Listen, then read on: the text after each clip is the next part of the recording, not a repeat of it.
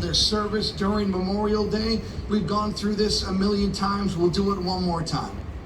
This is not about service of the living. This is about the blood sacrifice of the fallen.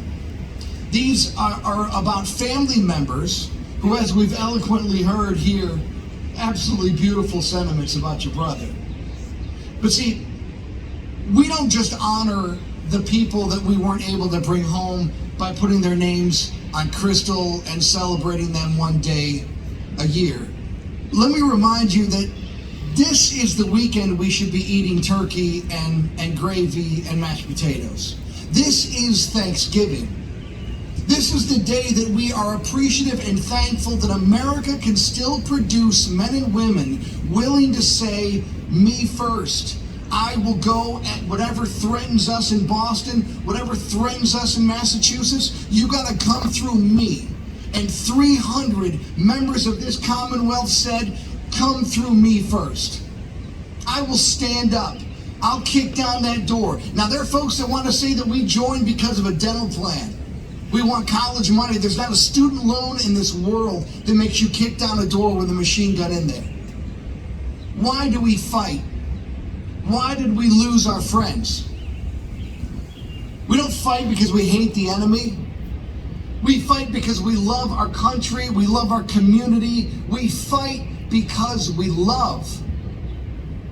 Now, what can you do as a civilian? Well, we can give hugs and respect our Gold Star families. That's what we should do. But how about we actually live?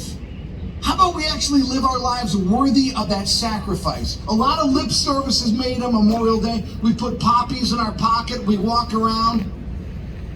We show up to memorials. We genuflect. We show the proper respect for the fallen. But what kind of citizens are we? What kind of people are we? Are we worthy of that sacrifice? Are we worthy of that love?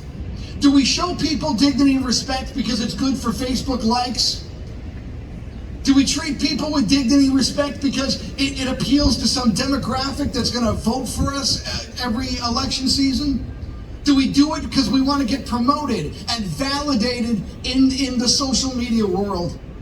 Or do we treat people with dignity and respect because that's what we're supposed to do? That's who we are. That's who this city is. This is where the United States of America began, right here in your city. You made us. You showed us what Americans do when there's tyranny, when people are taken advantage and bullied. The American Army has been fighting bullies since 1775. And we're well rehearsed and good at it. But there are people that we weren't able to continue that promise to. We weren't able to bring them back. You know, when you're in the military, you're used to not seeing people again. People deploy, people go to different duty stations, they get married, they have kids. You're used to going to maybe 5-10 years without reconnecting with a buddy.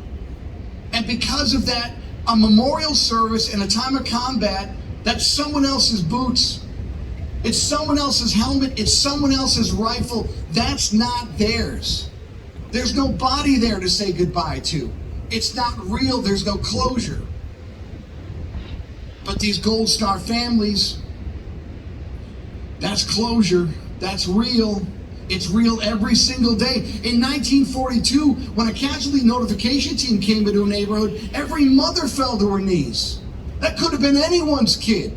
Today, you know exactly where that casualty notification team is going to stop. You know exactly who they're talking about. That's how few and far between service is today. The sacrifice hasn't changed since the Battle of Antietam or Gettysburg or Lexington and Concord. It's who's shouldering that burden. That's what's changed. 0.1% are actually serving today. Those are the families that have skin in the game.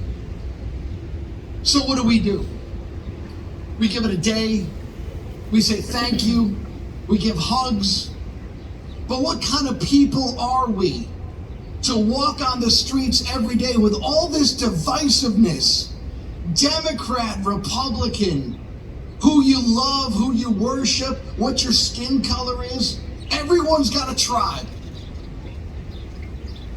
We are a tribe.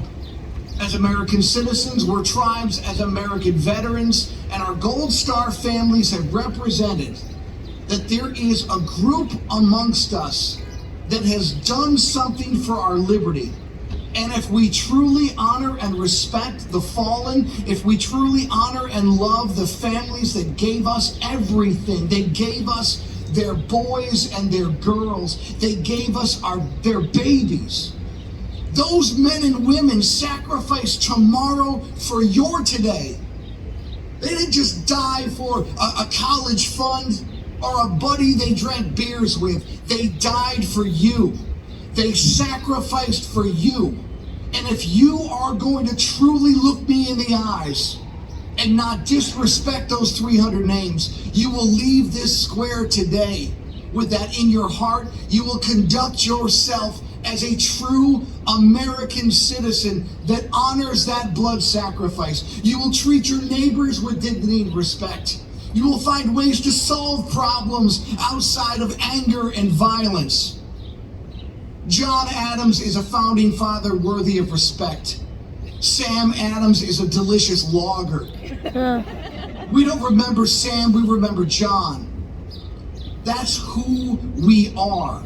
These men and women are everything we look up and try to raise our children to be. We have Gold Star families that gave us that pedigree. You gave us your DNA. We are forever grateful for it, and we're changed because of it. And if you don't believe me, watch the way we conduct ourselves because of that sacrifice. They didn't live their lives to be an example of any foreign policy. They didn't live their lives to be anything other than present in the moment. And in that moment, they went through fear, they went through sacrifice, they went through discomfort, and because of that, I am standing here today. I will forever acknowledge that sacrifice by becoming a better person. You can be traumatized by, victimized by trauma, or you can be emboldened and better because of it. That sacrifice has made me better. I have no other choice but to live my life for the men and women who couldn't come home. And I'm telling you right now, that is your obligation too. You must be better because they gave us everything. Anything else is cheapening that sacrifice. Anything else is disrespecting their memory. It's time for Americans to be American citizens again. In the name of the fallen. That is what they gave their lives for, is for a better tomorrow. And they will never see the cycle of life, the growth, the lifespan of children. This is too important and too beautiful to throw away. I thank you so much to the mass fallen heroes, what you guys represent, this Commonwealth, this city. Time and time again, you show us exactly what the Gold Star of loyalty and patriotism is. Mr. Governor, God bless you. Congressman, thank you so much. And you Gold Star families, my condolences to you, but I'll tell you what, we will never, ever take a step backwards. We will never stop living for your sons and daughters. And the way we conduct ourselves today, we know in our heart that if the roles were reversed, your boy would be up here giving my mom a hug. That is our oath, that is our promise, that is who we are. God bless you all. Thank you very much. Hoorah.